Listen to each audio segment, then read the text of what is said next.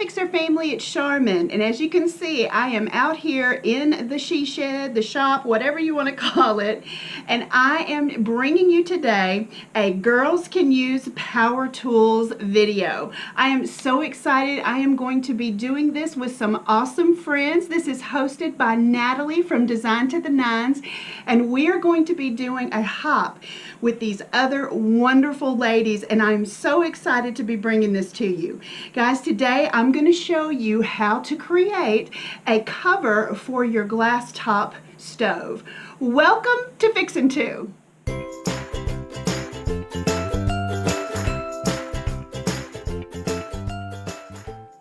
So as I mentioned in the opener, I'm going to be creating a cover for my glass top. Well, actually, this is for my daughter's glass top stove. And her and I have the exact same stove, which is crazy. But I'm going to be making this and personalizing this just for them. So guys, we are using what we have at home. We're not going to go out and buy a whole bunch of supplies for this. And so I'm using reclaimed pallet wood that I have on hand to create this, some old hardware from when I did my kitchen reno, and we're gonna have fun with this. So let's get started. And here's what we're going to be needing for this project. Of course, our reclaimed pallet wood that we're using. You're also gonna need your safety glasses, don't forget those. We also need a pencil. I'm using some hardware left over from my kitchen reno, and a tape measure and a carpenter square. The tools I'm going to be using is my sander, my nail gun, and my drill, as well as my miter saw. So let's get started. Now, of course, the first thing I'm doing here, you'll see, is just kind of laying out my pallet wood. Now, guys, of course, all of the measurements, it's going to be based on your stove top. The size, the width, and the how wide and how tall you need to make it. And the first thing I'm going to do is just square off one end of the wood. Now, of course, don't forget your safety glasses. You definitely need those. But I'm just going to take the ends off of each piece of wood here to square it up to make it easier to get a correct measurement for the width of the stove cover. Now, once we've got that done, and I'm going to lay those out there, I'm going to take and I'm going to measure the width and mark it on each one of my pieces of wood. And I'll get that just marked on each one, and then go back and create a little line with my carpenter square.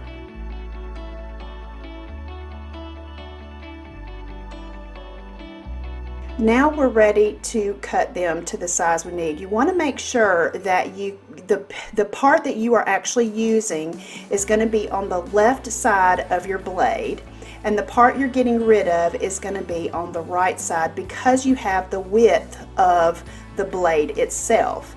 So you just want to make sure that you've got it. And now, of course, mine has a little red light on it that puts the line where it needs to go. So now I'm going to show you a little tip here to make sure that your pieces are going to be exactly the same and you don't mess up hitting the line on a little bit on one side or the other. You're going to lay the first piece of cut wood on top of the second piece that you're ready to cut.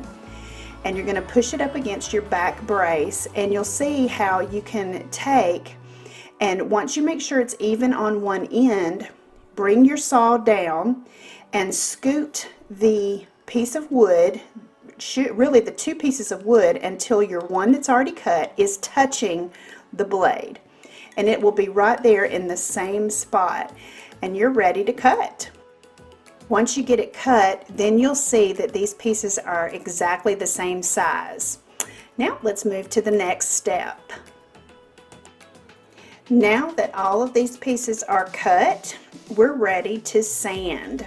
And I'm just going to be using an 80 grit sandpaper, and I'm just going to be sanding all sides of each board. You want the front, the back, both the sides, the top, the bottom. You want to make sure that you get them, because you know pallet wood does have a tendency to be super rough, and so this will take a bit more sanding.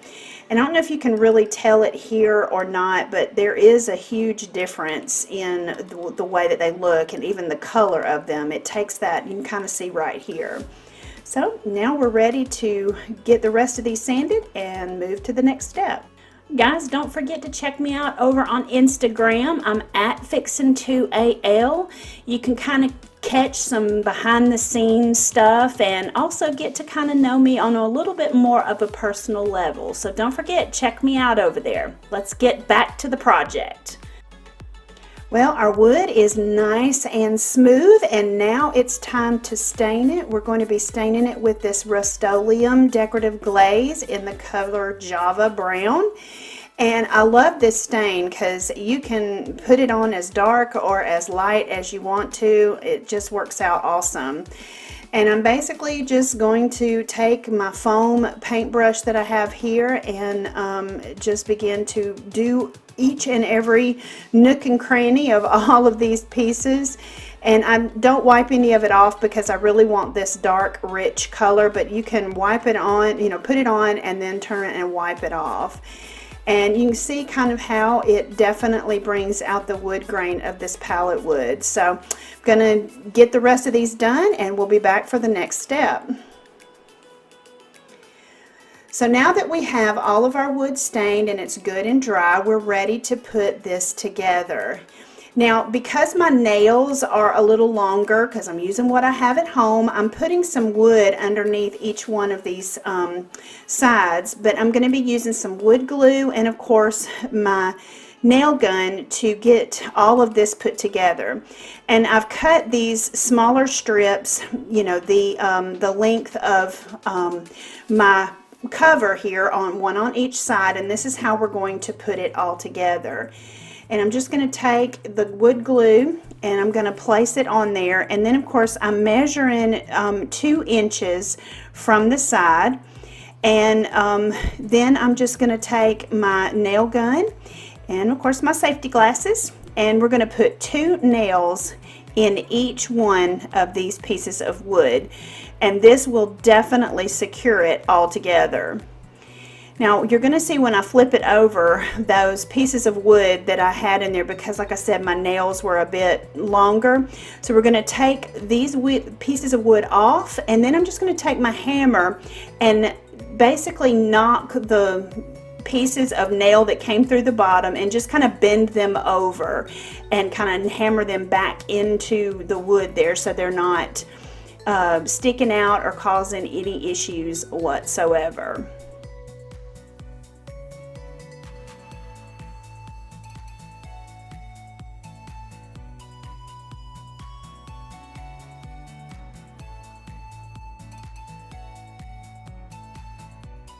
Now, if you are coming over from the hop, welcome. I'm so glad you're here. Consider sticking around for a little while and hitting that subscribe button and the notification bell and becoming a part of the Fixer family. I upload videos every Friday and I would love for you to come along. I throw in bonus videos from time to time, just like this one. Now, let's have some fun personalizing this.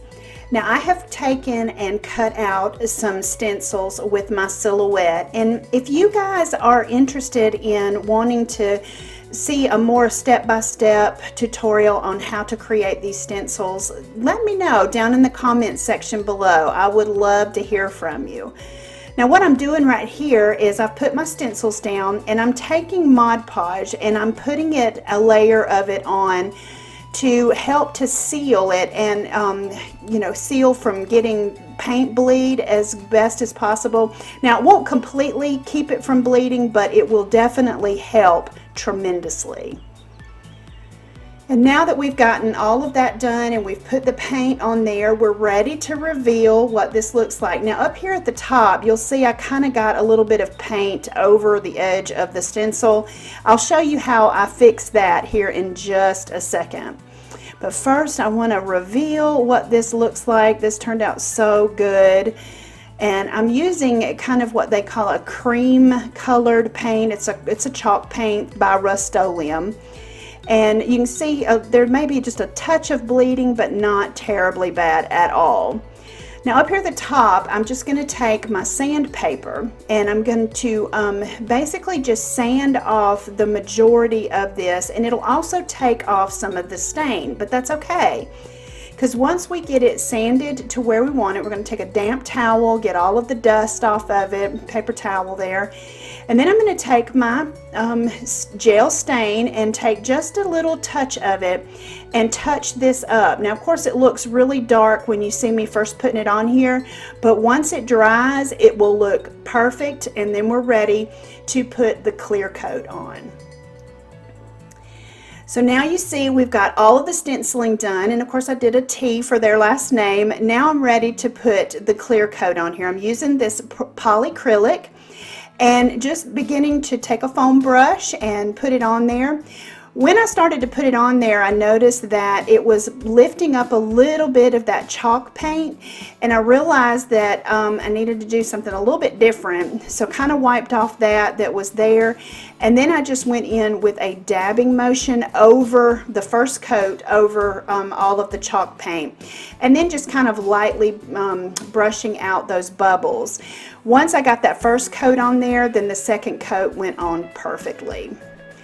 Now we're ready to put these handles on, and basically I'm taking a piece of chalk, and once I've got my handles lined up where I want them, I'm just going to take a piece of chalk and put it around the little holes where the screws will go, and then taking that, I'm going to put it on in the spot that I'm going to put them, and it's going to place a little bit of chalk where I need to drill my holes. Such a neat trick, huh?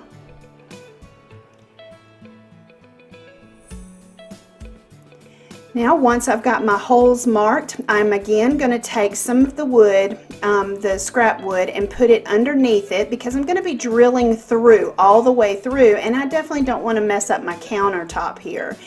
So I'm going to put a couple of pieces of wood there to make sure that I've got enough room to drill down all the way through. And even if I have to go into that scrap wood, it's going to be fine. So we'll get that set, and then we're going to take our drill and we're going to drill the holes for the screws.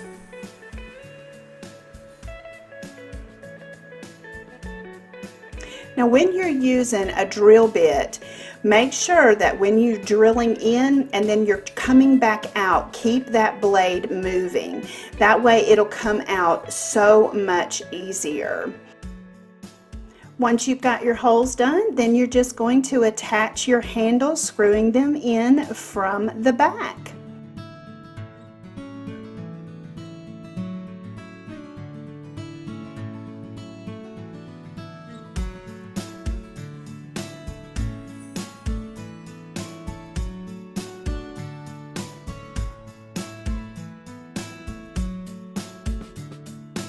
Now guys, didn't this turn out amazing? Oh, I love it, and my daughter loves it as well.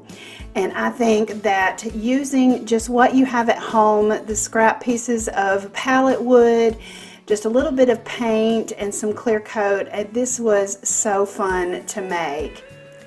Don't forget that down in the description box below, there will be a link for the next ladies video in the hop.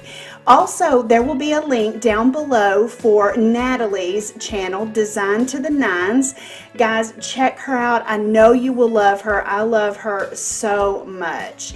And I am so glad that she asked me to partner with them today in this hop. Well, Fixer family, I hope that this video finds you guys staying safe, staying healthy, and always remember to keep looking up, because that's where it all is. I'll see you guys on the next video.